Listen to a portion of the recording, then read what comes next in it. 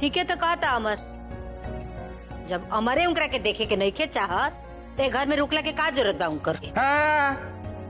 इतना तारा लोग इनके समझ आ गल रहित नु तो ऐठन दथा ना भइल रहित।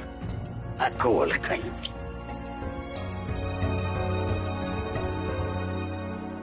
नहीं की दुल्हन तारा कुछ बुझाता? हाँ तार दीदी या अतना तार पति के अपमान कैली, अतना भला बुरा कहली, तब तू उनकरा खातिर सोचता रू? हाँ लेकिन मम्मी जी बहन तो सिर्फ हमारा साथ ही दे रही। भाई ना इनके छोड़ा तू। अरे चुड़ैल के साथ रहिला, बाकी सौतीन के साथ ना रहे के चाहिए। अरे जा तरी तो जा, रोकत काहे बड़ू? मम्मी जी हम सिर्फ इतना जानना चाहते हैं कि हमारी प्रधानी की शपथ ग्रहण होने से हमारी प्रधानी की शपथ ग्रहण होने तक बहन इस घर में रुक सकती हैं या नहीं। अरे हम तो इहो नहीं की चाहत कि कन्या इधर रह के अपन तीज के व्रत करस। जब उनका मर्दे नहीं के चाहत तो का इधर तरकुल के पेड़ खाती व्रत रखी है? मम्मी जी ये हमें नहीं पता कि बहन ये व्रत रखेंगी या नहीं, ये आपका फैसला है। लेकिन हम प्रधान बहन के आशीर्वाद से बने हैं, तो हम चाहते हैं कि प्रधान की कुर्सी पे बैठते हुए वो हमें जरूर देखें। और रही बात हमारी मीटिंग में जाने की, तो पिताजी ने उसकी इजाजत हमें दे दी है, तो मीटिंग में तो हम जरूर जाएंगे। जाए के चाहता रू तो जा, हमू देखा कन्या कल तीज कैसे करत है।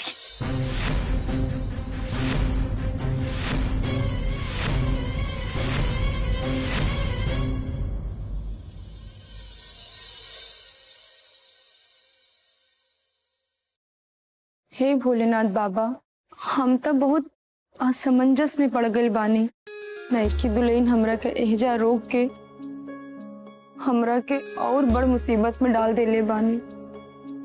अगर हम एजे से चल जाती नु तो पीहू के पापा खातिर राउर और गौरी मैया के पाठ करके तीज व्रत रखती, उनकर लंबी उम्र खातिर सब देवी देवता से मन्नत मांगती। लेकिन अगर हम एजा रहकर तीज का व्रत ना रख पाए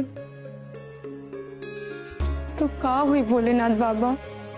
अगर अम्मा जी वो घर के सब जने मिल के हमरे का तीज के व्रत ना करे दी हन तो हम का करब?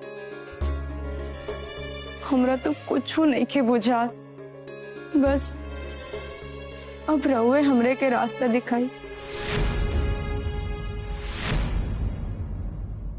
आरती, हमने की चाहत कि तू कोनो भी ऐसा काम करा जैसे कि तू धर्म संकट में पड़ और भगवान के भी धर्म संकट में डाल दे। हमरा पता बा काल जब तू तीज के व्रत करबो ना तो भगवान से हमारा जीवन दान मांगबो, लेकिन आरती काल आके सामने खड़ा हो जाला ना तो ईश्वर भी लाचार हो जाला। अरे जब काल से ईश्वर भी ना बच पाइलन तो हम कैसे बच पाए? इसे तू ये तीज के पूजा पाठ मत कर, मत रखा व्रत। हमने की चाहत कि भगवान पर जवन तुहार विश्वास बना वो हमारी मृत्यु के बाद टूट जाए, और हम कबो ना चाहब कि तुहार विश्वास धर्म पर से उठ जाए। कहें कि हम तुहार के हारल ना जीतल देखल चाहते, और तुहार जीत तबे हुई जब तू तीज का व्रत ना रख।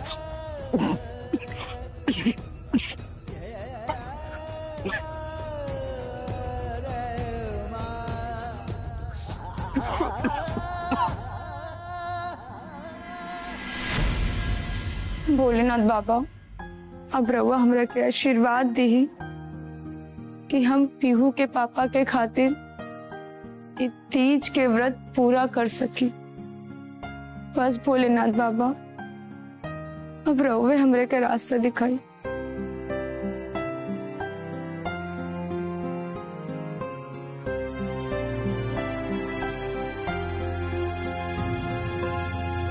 फौजी रउआ महादेव से भले चाहे कितना भी गुहार लगा ले, अरे जब राउत पूरा परिवारे नहीं के चाहत कि रउआ तीज के व्रत रखी तो रउआ तीज के व्रत कैसे रख सकता नहीं? रउआ सुनी ना कि सब लोग अपन अपन कैसे फरमान जारी करत रहला। ना बबुआ जी, वहाँ के कुछ मत कही, वहाँ लोगन के कौनो गलती नहीं की।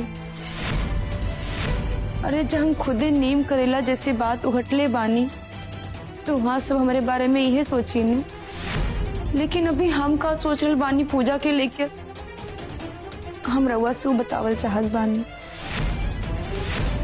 बबुआ जी बस अब रउए हमार मदद कर सकत बानी, और अगर रउआ मना कर दे तो हमार सब उम्मीद पर पानी फिर जाई। कल हम यही घर में रहब, यही कमरा में रहब, लेकिन बाहर न निकलब।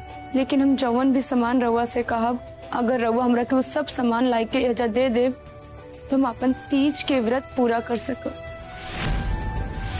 बोली ना बबुआ जी, रउआ करब ना हमार मदद? जरूर करम भौजी।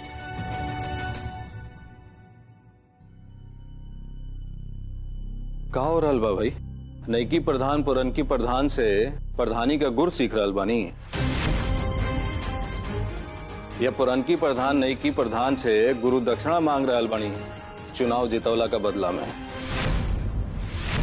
नहीं अमर जी, हम कोई बहन से प्रधानी के गुर नहीं सीख रहे हैं, और ना ही चुनाव जिताने के लिए बहन हमसे कोई दक्षिणा मांग रही है। बस बहन तो ये कह रही थी कि अच्छा, तो फिर इनके जाए काहे नहीं खुदे? जाए दे इनकरा के, जाके इहो अपन घर और वार दोनों खोजा। बहन कल तीज का व्रत रख रही हैं। अच्छा, तीज का व्रत रखियान? जैसे कुंवार लेकी अपन अच्छा वर खातिर तीज का व्रत रखेलिन सो, ऐसे ही हो चमकदार मालदार दूल्हा खातिर तीज का व्रत रखियान हैं? पीहू के पापा, हम का करब का ना करब वो तो बात के बाद बा, लेकिन ई बात रउआ जान ली कि हम रउआ के कहला पे अब कुछ भी ना करब। इतना नईकी दुल्हन जीत कैली है, यही मारे हम घर में रुक गई, ना तो हम आज ही घर छोड़ के कब का चल गई होती। लेकिन अगर हम ऐसा ना भी रुकती तो ये मत जानी कि हम तीज का व्रत ना करती, जरूर करती, लेकिन रउआ खातिर ना पीहू के पापा, अपन होखे वाला नए पति खातिर करती। जौना बंदर के अबहिन तक देखले हूं नहीं, ओकरा खातिर तीज का व्रत रखबू?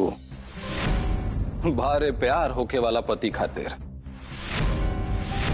पीहू के पापा, रउआ के कौनो हक नहीं